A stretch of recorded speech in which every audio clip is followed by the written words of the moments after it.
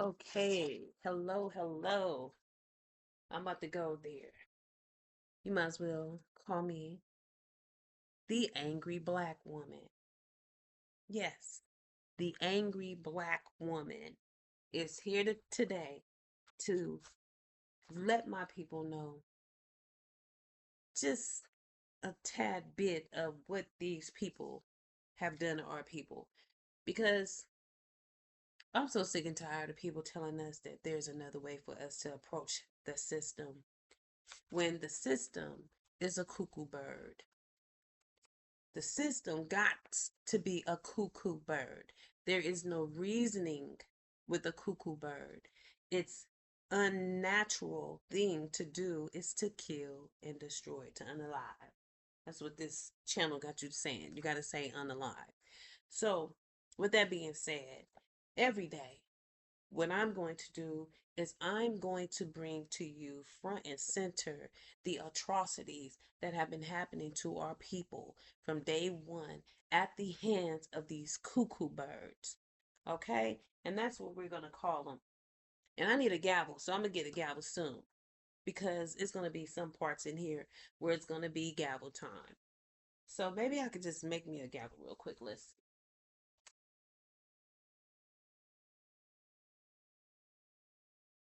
Kind of, huh? Kind of sound like one, but not yet. Not quite. But it's okay.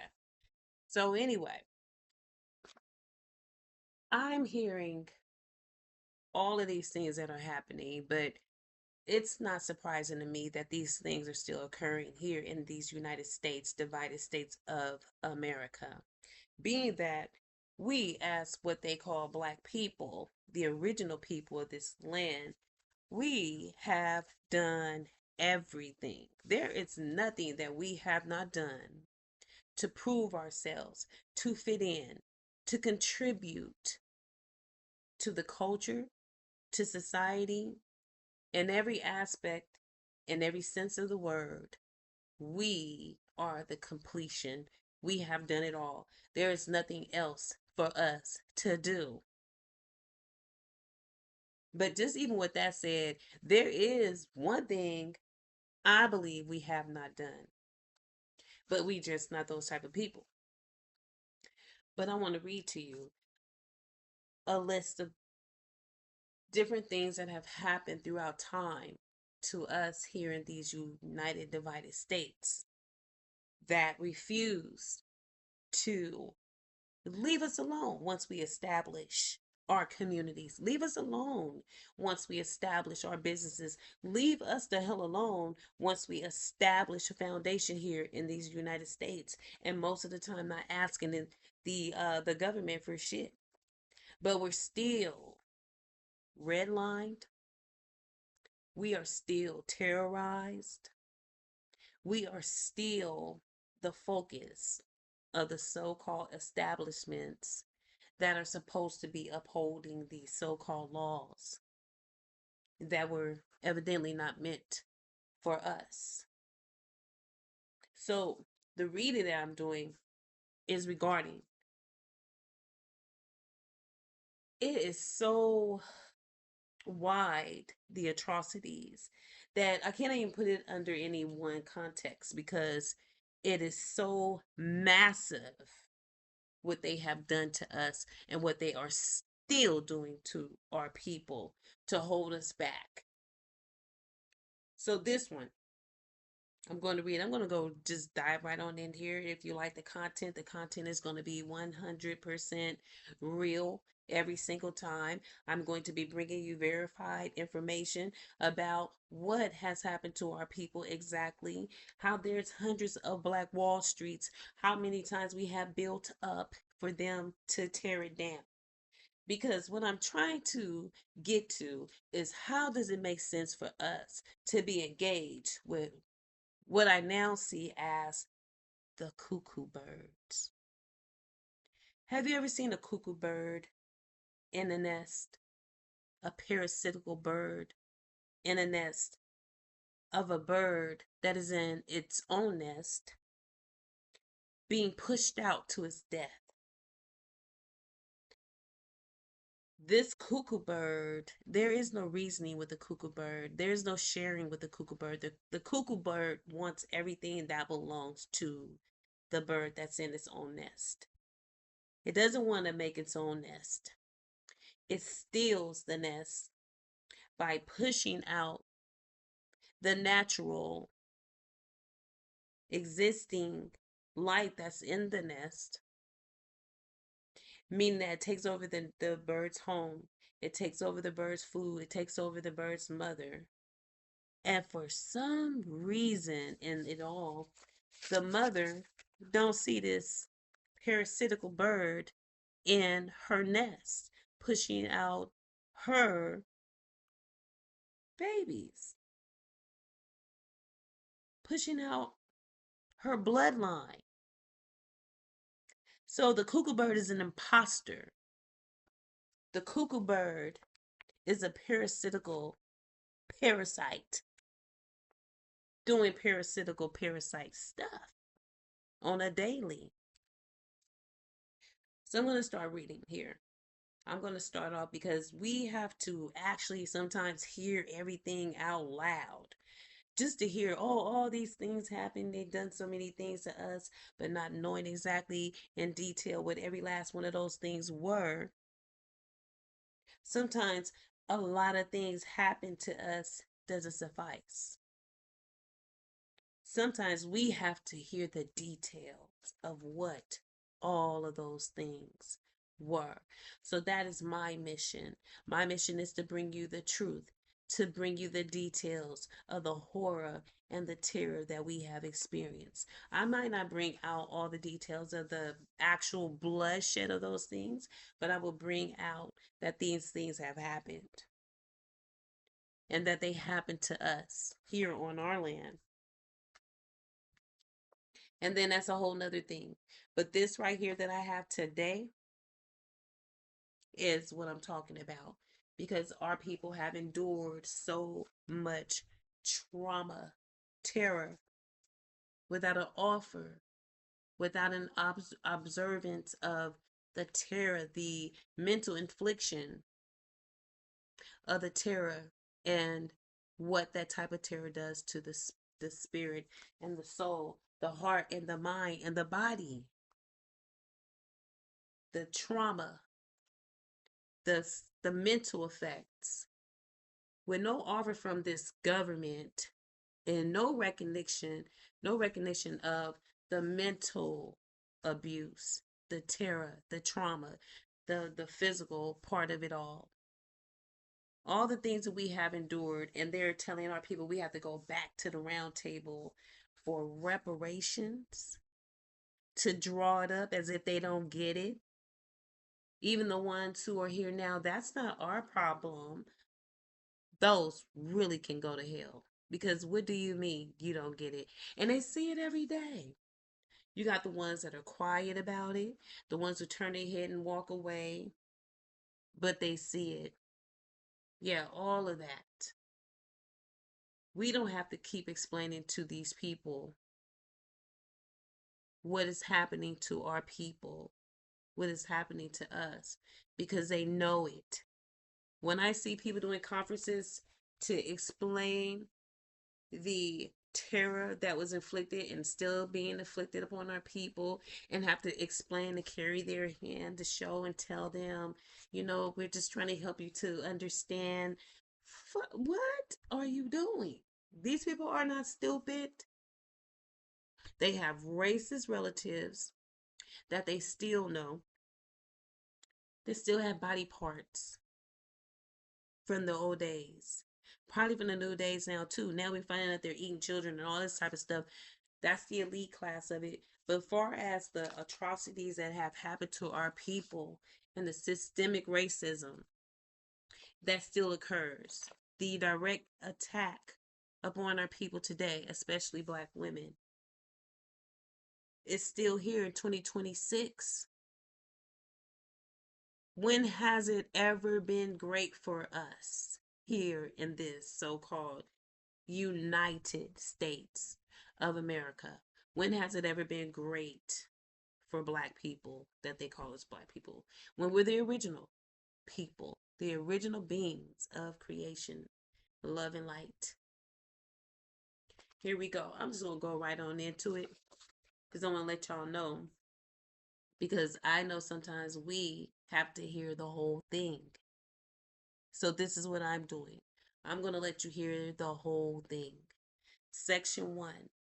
And it's going to be in increments at times. It's not going to be the whole thing here all at one, because I have so much data, so much evidence of the evil that they have done to us.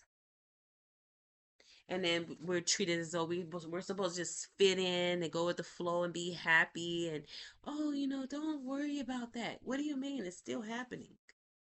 We have black millionaires who going to banks, and they're getting arrested because of stereotypes, because of bias, racism. So what has changed?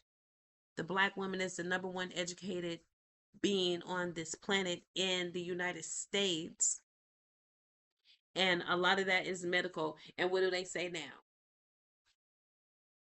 That's really nothing. Being a nurse is really nothing. The medical thing is just overrated. And what do you mean? Why? So those type of things. But I want to go in and start giving you the information. Section 1, the Freedmen Saving Bank Collapse, the most documented governmental theft of black savings in American history. What happened? The Freedmen Saving and Trust Company, established by Congress in 1865 specifically to serve formerly enslaved people, represents one of the most thoroughly documented cases of governmental financial betrayal in American history. The documented facts.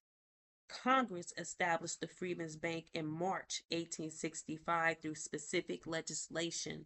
The bank accumulated deposits from approximately 70,000 black depositors, totaling approximately $3.5 million. And this is equivalent to approximately 80 million in current dollars today, but representing the entire accumulated savings of formerly enslaved people. The bank's white trustees systematically made speculative loans to white businessmen using black depositors' money. Let me read that again. The bank's white trustees systematically made speculative loans to white businessmen using black depositors' money. How do you say that we did not build this country? How do you say that we did not give a helping hand up to the white man when we clearly did? The trustees covered losses by moving funds between accounts in ways that constituted documented fraud. When the bank collapsed in 1874, depositors lost virtually everything. Congress appropriated only 1.6 million to pay depositors, cents on the dollar. Many depositors received nothing because they could not prove their claims through documentation they never had. Frederick Douglass was appointed president of the bank 3 months before it collapsed, without being told of its insolvency, making him the public face of its failure. The fall guy. Douglass invested 10,000 of his own money trying to save the bank. The congressional records documenting the trustees' fraud have never produced a prosecution or genuine restitution.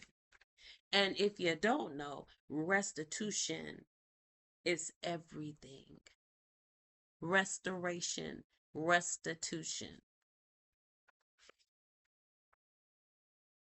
The compounding consequence. The Freedmen's Bank collapse eliminated the primary accumulation of black savings in America at the precise moment when that capital could have been invested in land, businesses, and community infrastructures. Economists who have studied the collapse estimated that the compounding consequences, had that capital been preserved and invested, would represent hundreds of billions of dollars in present day black community wealth. Why it must be said, the Freedmen's Bank is the clearest documented example of the federal government. The federal government, the one y'all trust and believe in, the federal government,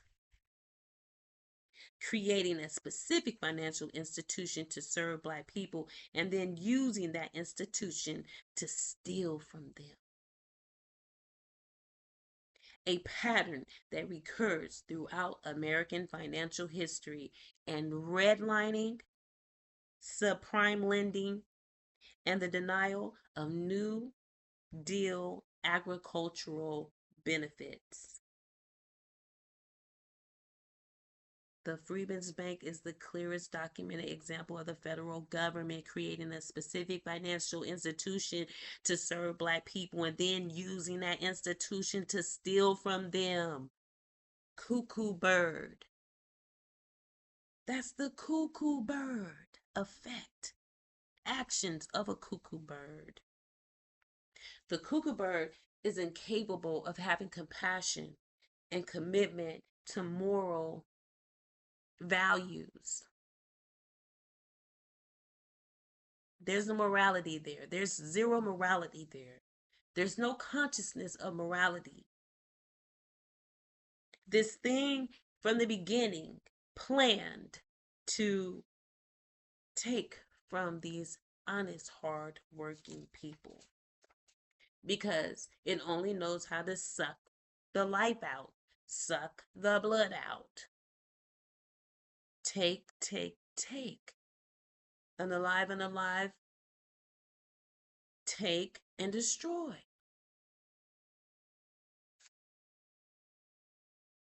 So, how does it make sense that we feel like we need to be a part of anything they're in? Anything that has anything to do with them doesn't make sense to me. Section 2, the Bureau of Indian Affairs, Trust Fund Scandal, Coble versus Salazar. What happened? The federal government held approximately $500 billion in trust for Native American individuals and tribes. So while you're thinking of reparations, you might want to take a look into this. What the government does when it has access and authority over your money. The federal government held approximately 500 billion, not million, billion in trust for Native American individuals and tribes. Money generated from oil, gas, timber, and other resource extractions from tribal lands. The government stole most of it. The documented facts. Beginning with the allotment era, the federal government managed individual Indian money accounts holding royalties from resource extraction on allotted lands. The Bureau of Indian Affairs documented as having lost track of 2.4 billion in individual trust funds through a combination of mismanagement, theft, and deliberate record destruction. Give me just a second. My heater on to turn this off. God, that was on.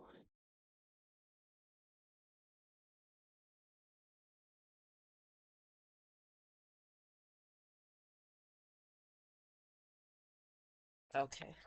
Excuse me for that. So, this is not surprising. This is consistent in the cuckoo bird's behavior. So the Bureau of Indian Affairs documented as having lost track of 2.4 billion in individual trust funds through a combination of mismanagement, theft, and deliberate record destruction. The actual amount missing, according to independent investigators, may have been as high as $137 billion. Eloise Cobell, a Blackfeet tribal member and banker, filed the landmark class action lawsuit Coble versus Salazar in 1996 after documenting the theft. The litigation lasted 13 years. This is what happened when we have to keep continuously going into their systems. These are the games that they play. You don't get immediate justice. You may not ever get justice because it's their system. Eloise Cobell, a Blackfeet tribal member and banker, filed the landmark class action lawsuit Coble versus Salazar in 1996 after documenting the theft. The litigation lasted 13 years. The government settled in 2009 for 3.4 billion, a fraction. We started where 500 billion. 500 billion, which is a 3.4 is a fraction of the documented loss. The settlement was documented by Native American advocates as completely inadequate. You think? Completely inadequate. The case established the most comprehensive legal record of federal government theft of indigenous trust assets in American history. Mm, I need a gavel. I need a gavel. The case established the most comprehensive legal record of federal government. Who? The federal government? The government? Federal government theft of indigenous trust assets in American history. The Coble case establishes the legal precedent that the federal government can be held accountable for theft from indigenous trust accounts. A precedent with direct application to the management of Freedmen's Bureau accounts, Indian trust lands, and every other governmental fiduciary responsibility to Black and Indigenous people that has been documented as fraudulently administered.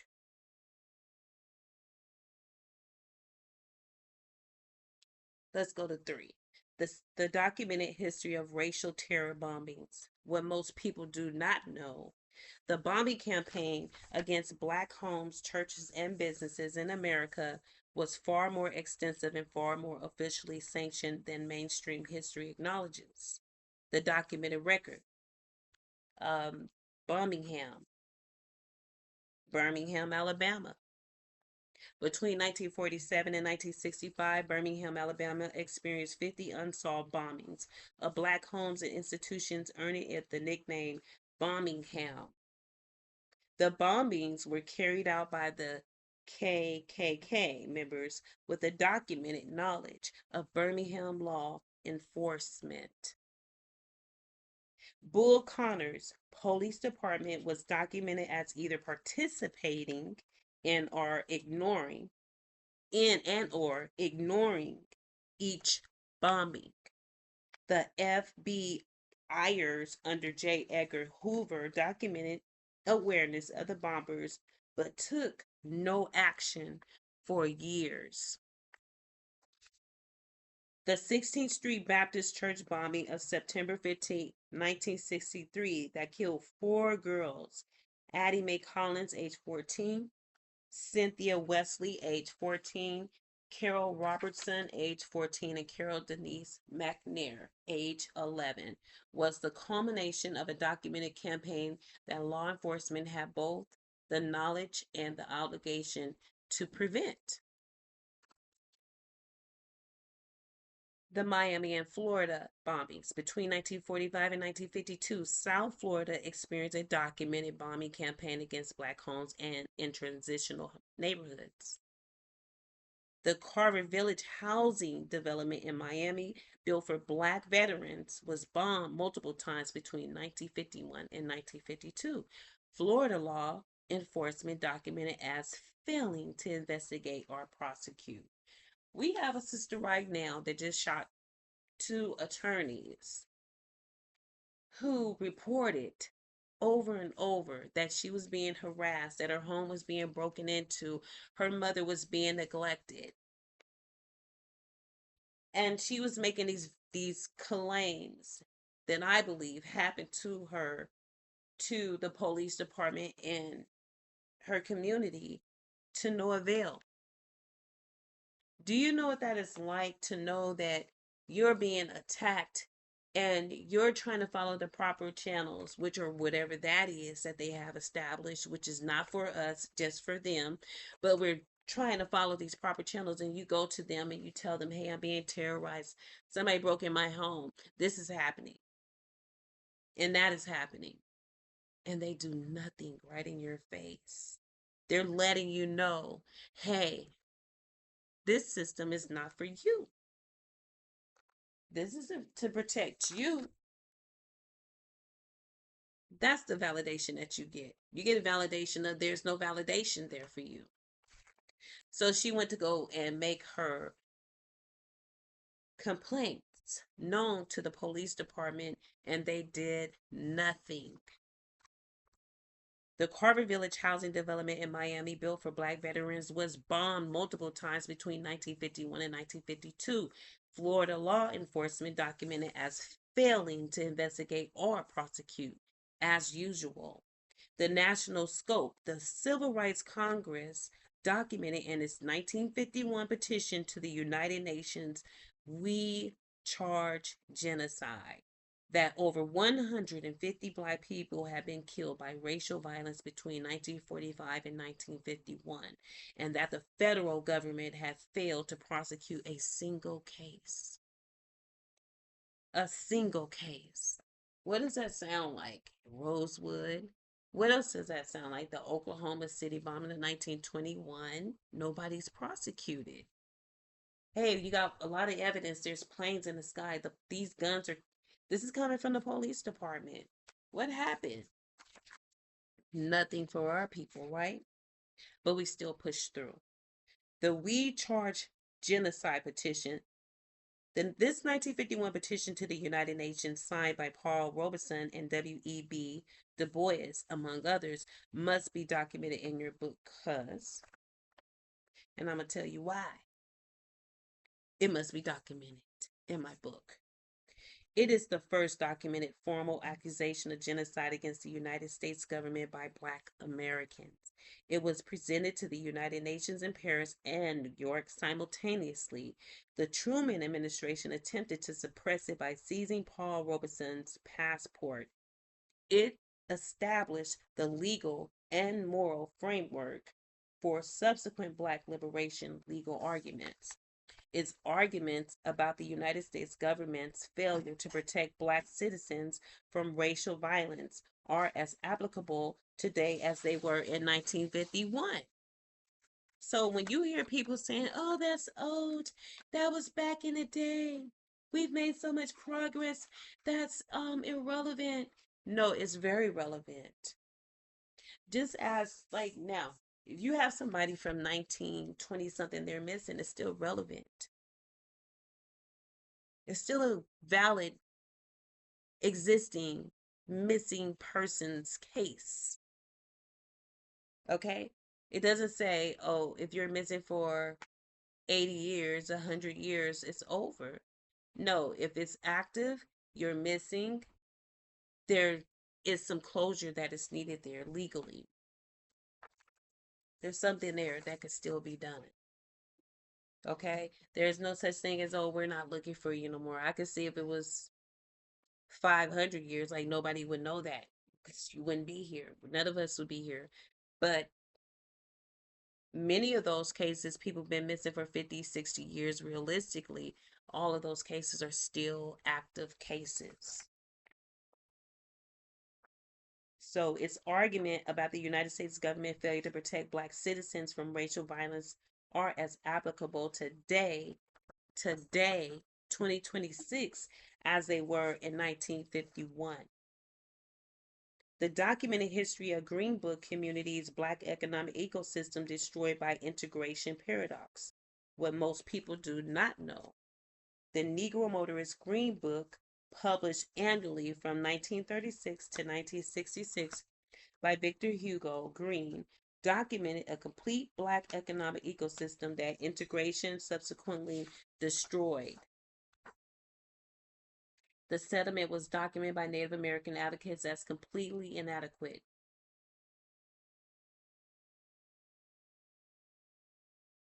I apologize, that's not my next reading. Okay, so from the Negro Motorist Green Book.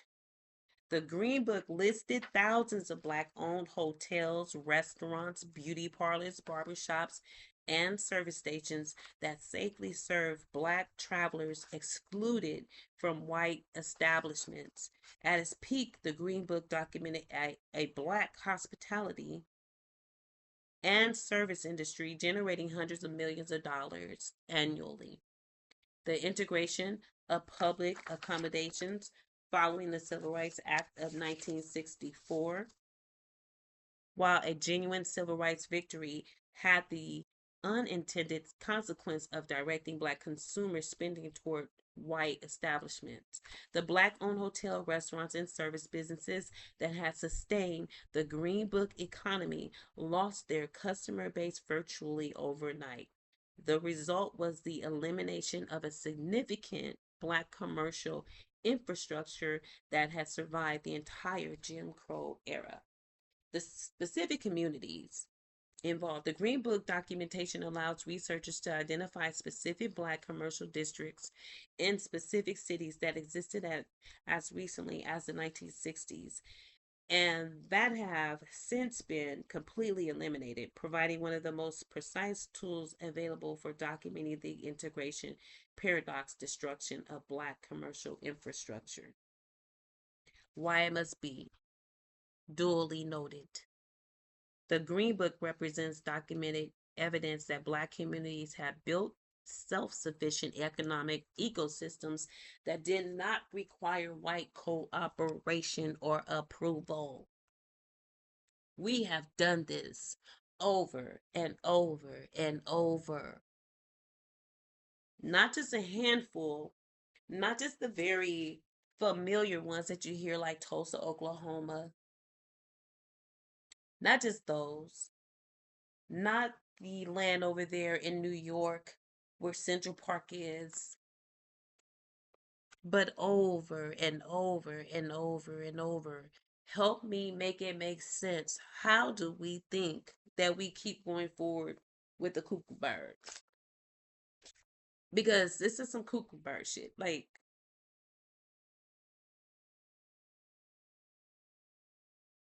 the Green Book represents documented evidence that black communities have built self-sufficient economic ecosystem sound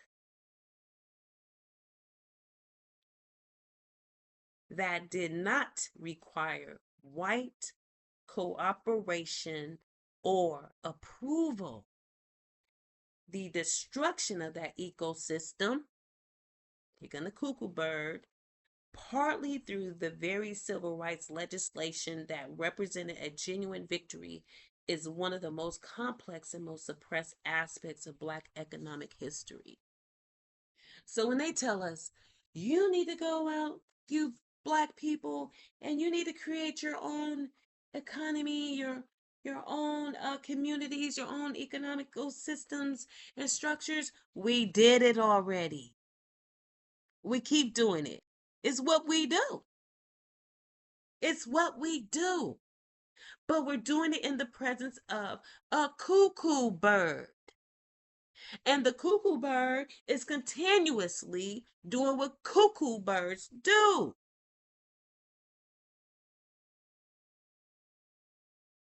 The cuckoo bird doesn't mind its own business. The cuckoo bird does not acknowledge your progress. The cuckoo bird takes, it mimics, it destroys, it's absorbing your energy, giving you no credit. It's sucking that life out. That's what a parasite does. It's sucking out. It's not giving back. It doesn't know how to do that. It only knows how to respond parasitically. And that means to extract from you, extract the resources, extract the truth, extract your food, extract your air. It's that's what it does. It does not know how to be a part of your energy without trying to destroy, take, mimic, and denounce you in every step of the way. The documented history of black towns in Oklahoma, the complete record. What most people do not know, Oklahoma contained more all black incorporated municipalities than any other state in American history. And the systematic destruction of these towns represents one of the most comprehensive examples of governmental elimination of black self-governance ever documented. At its peak, Oklahoma had approximately 50 all black incorporated towns, more than any other state. Now, does that come from memory and practice? And does that come from experience that Oklahoma was able to establish such a dynamic, incorporated, connected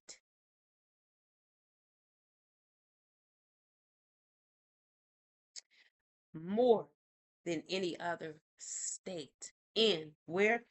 Not in Africa, not in China, not in Europe, in the United States. These towns were established in Indian Territory before Oklahoma statehood, specifically to escape the racial hierarchy of the surrounding states. These towns were established in Indian Territory before Oklahoma statehood, specifically to to escape the racial hierarchy of the surrounding states. Oklahoma statehood in 1907 immediately imposed Jim Crow throughout the former Indian Territory, subjecting black towns to the same racial hierarchy they had been built to escape. The specific towns and their fates must be documented individually. The most significant Oklahoma black towns, Boley, already documented in detail. At its peak, the most sophisticated black municipality in America.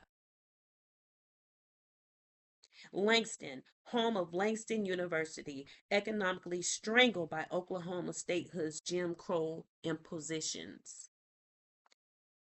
Rentisville, founded in 1903. Its most famous resident was D.W. Twine, whose newspaper, the Rentisville News, documented black Oklahoma life. I hope I said that right. Rentisville. Tallahassee, established by formerly enslaved Creek freedmen. Tatums, founded by Hannibal C. Carter, one of Oklahoma's most prosperous black towns. We didn't just have one town, two towns, just five towns, maybe 10. We had towns. This is documented evidence of over 50. Tatums, founded by Hannibal C. Carter, one of Oklahoma's most prosperous black towns. Lima, established in Creek Nation territory. Redbird, established in Creek Nation territory. Summit, one of the least documented but most significant black municipalities. Clearview, founded in 1903 by J.J. Sims, home of the Clearview Patriarch newspaper. Whitebark, established in the Muskogee Creek Nation area. Liberty, one of approximately 30 additional black Oklahoma towns whose complete documentation requires a dedicated chapter in all of this. And these are things that I'm mentioning that if you want all the details, you can look it up. But I'm mentioning it because I know a lot of it has never been mentioned in detail of what has actually been done and to whom and when and where. The aggregate loss, the systematic destruction of Oklahoma's black towns through Oklahoma statehoods, Jim Crow imposition, agricultural policy discrimination, the Tulsa massacres, regional terror effect, and subsequent decades of economic strangulation represents the largest single geographic concentration of black municipal self-governance ever destroyed in American history.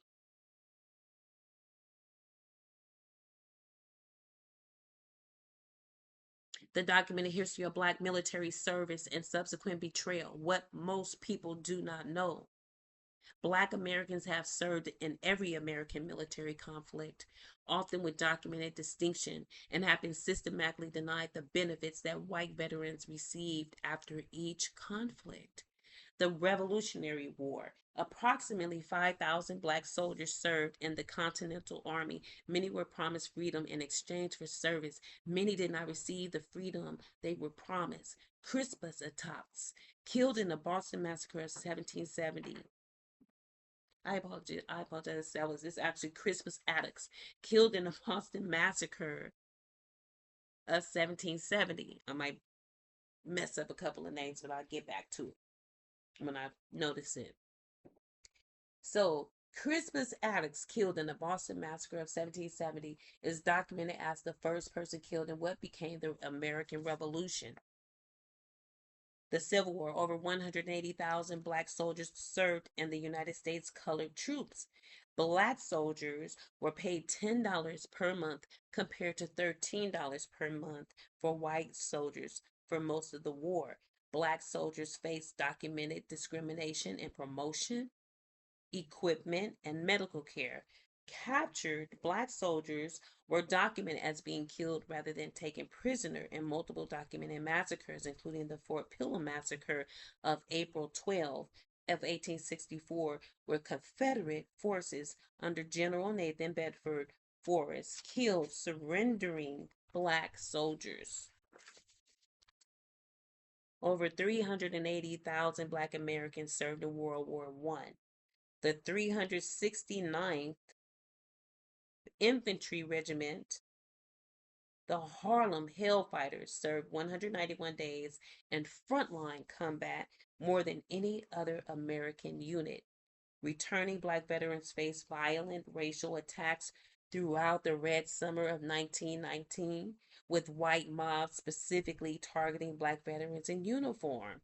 Now, why do you think that happens? These people are supposed to be so civilized, and they call us violent and aggressive.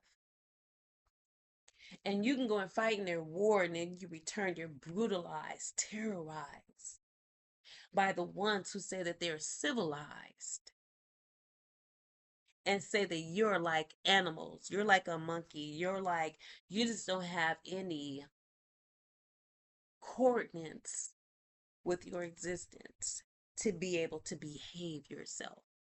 So you need to go to church. You need to be brought down to a peaceful level to tame the animal that's in you, is what they tell us. But we are not the animals, and that's a whole nother story.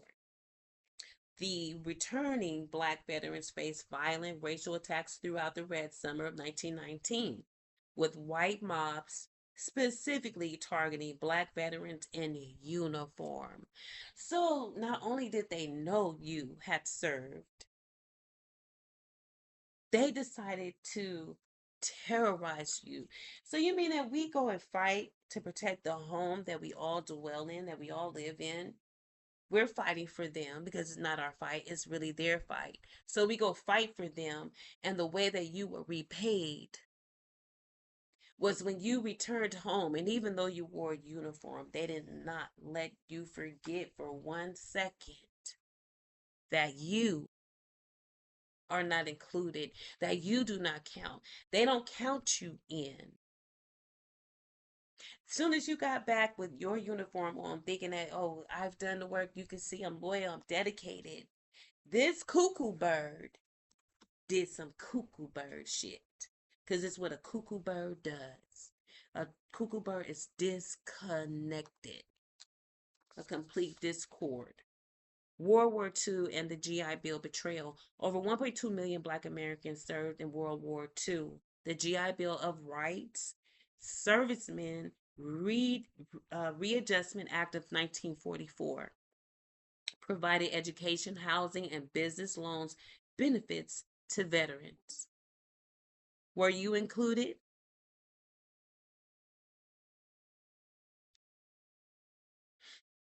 The GI Bill of Rights Servicemen's Readjustment Act of 1944 provided education, housing, and business loan benefits to veterans.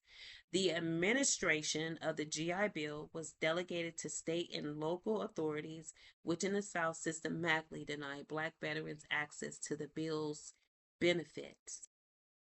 The administration of the GI Bill was delegated to state and local authorities, which in the South systematically denied Black veterans access to the bill's benefit. Black veterans were denied admission to virtually all state universities in the South, making the education benefit meaningless. Does that still happen today? Yes. The Federal Housing Administration refused to guarantee mortgages for Black veterans in white neighborhoods, effectively denying the housing benefit. The Veterans Administration delegated loan decisions to local banks, which refused to lend to Black veterans in most of the country. The historian Ira Katznelson Katznelson, in his book, When Affirmative Action Was White, documented that the GI Bill, the most significant wealth building program in American history, was administered in a racially discriminatory manner that built white middle class wealth while excluding Black veterans. And they tell you, you need to go back to the round table and you need to regather information and reorganize, and we're going to put a team together so that you can figure out, because we just don't know, we don't see that we need to be giving you reparation is what they telling you.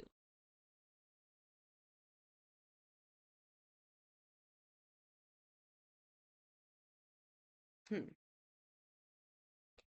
The Tuskegee Airmen's full story. Beyond the celebrated combat record, the Tuskegee Airmen's full story includes the Freeman Field Mutiny of 1945, in which 101 Black officers were arrested for refusing to accept segregated facilities at Freeman Field, Indiana.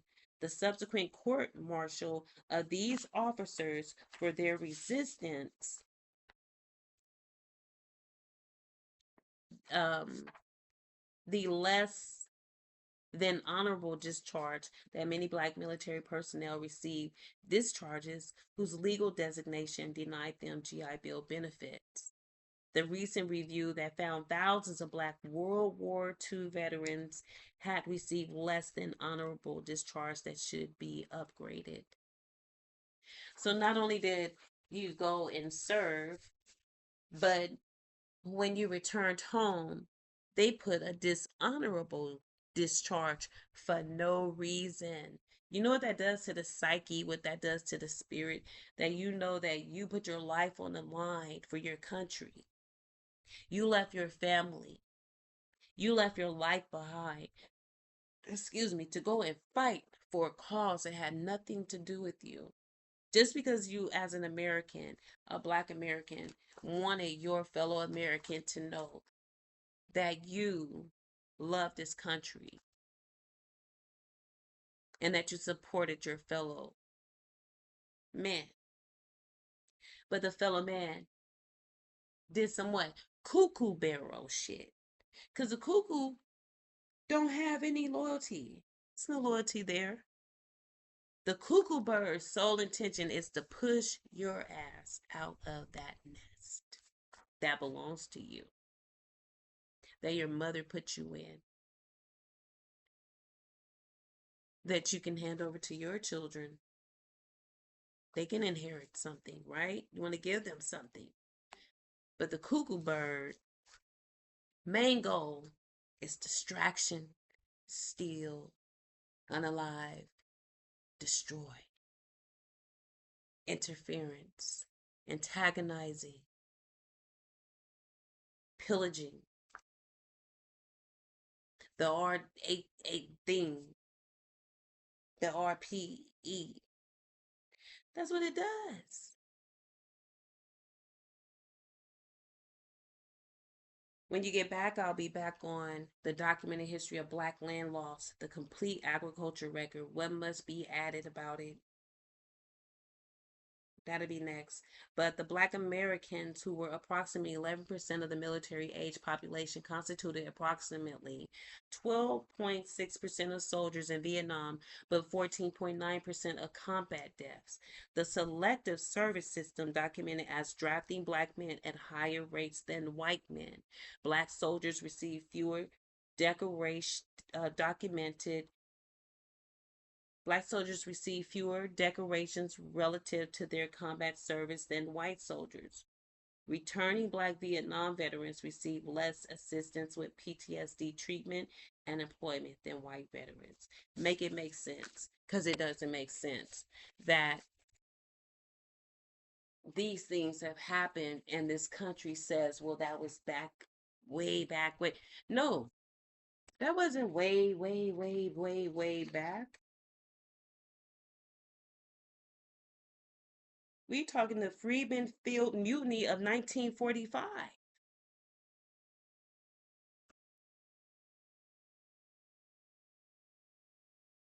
What do you mean way back? What's way back? Yeah, you got to understand, overstand, understand that the cuckoo bird never changes. And I'll be back with more documented evidence of all the things. Some of the things, actually, it's just a fraction of what they have done. And I'll be back with that information and news because we keep it way 1000 here. Peace, and I'm out.